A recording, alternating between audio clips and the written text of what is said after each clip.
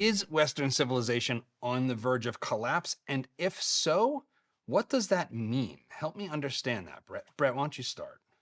Well, I would say Western civilization is an experiment, and it's one that has been wildly successful, but it's fragile, and it's always fragile because there is a more fundamental way of organizing people, one that is less capable, more dangerous, is worse in every important regard.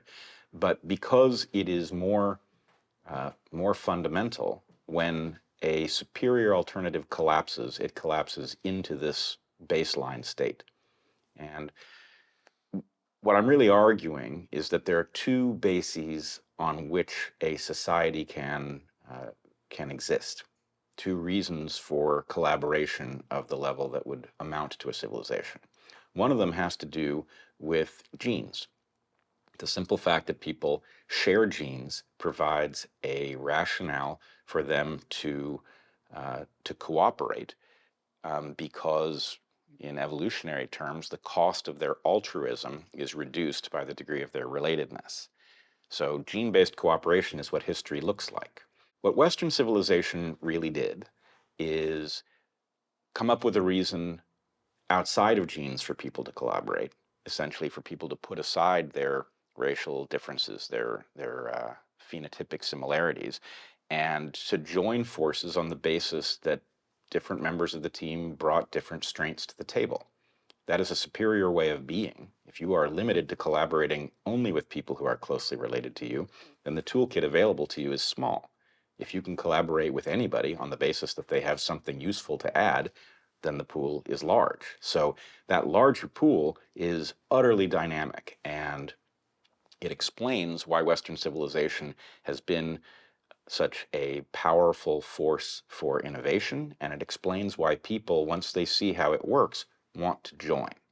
And that has been the recent history of humanity, is people who see our experiment, they want to become part of it.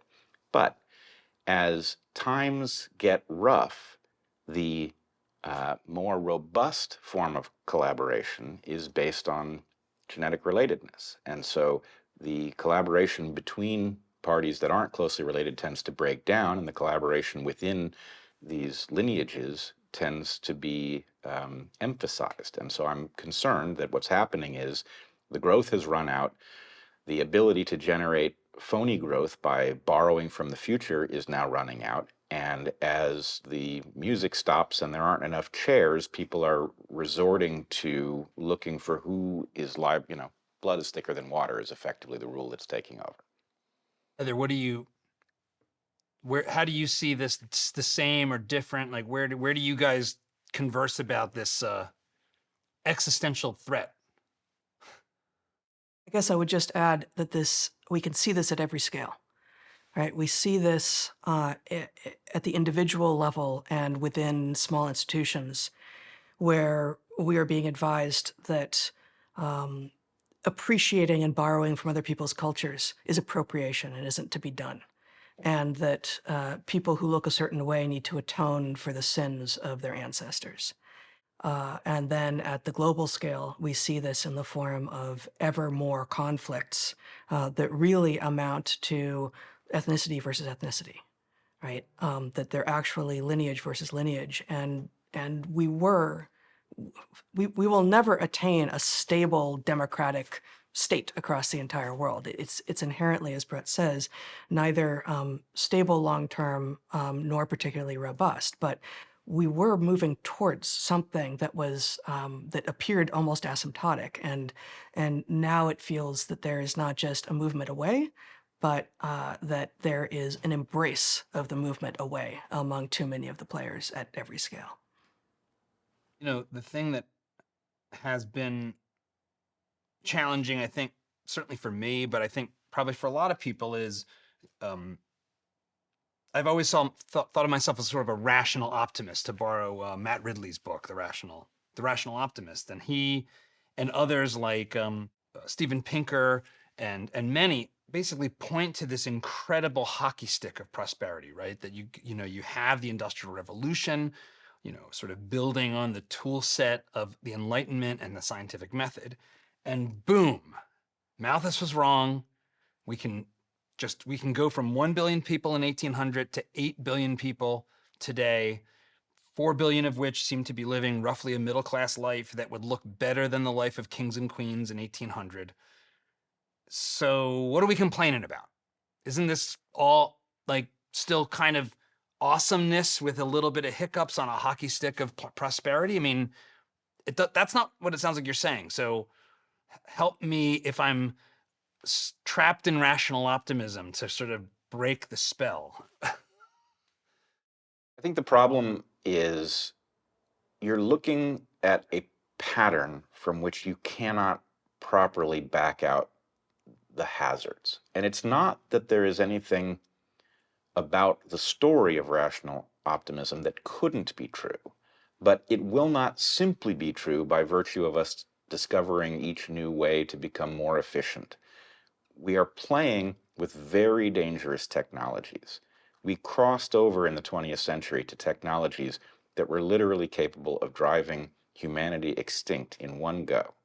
That was new, and so we don't have the evolutionary toolkit that would prepare us to be properly cautious about those things. And so far we've gotten away with it, but the idea that the market, this blind force, is going to navigate us wisely enough through that minefield is preposterous. What we need is enlightened governance. And I know that many in both of our audiences will bristle at that because it sounds like a desire for world government, which it absolutely is not. It is a desire for something that, oddly enough, comes out of Catholicism called subsidiarity.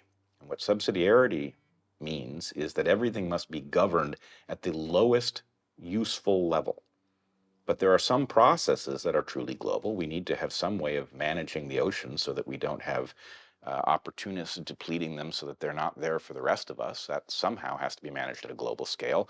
On the other hand, the content of your local school doesn't need to be. And it turns out that medical policy is much better done where your doctor can advise you about your health rather than having the World Health Organization tell your doctor what treatments you have to take.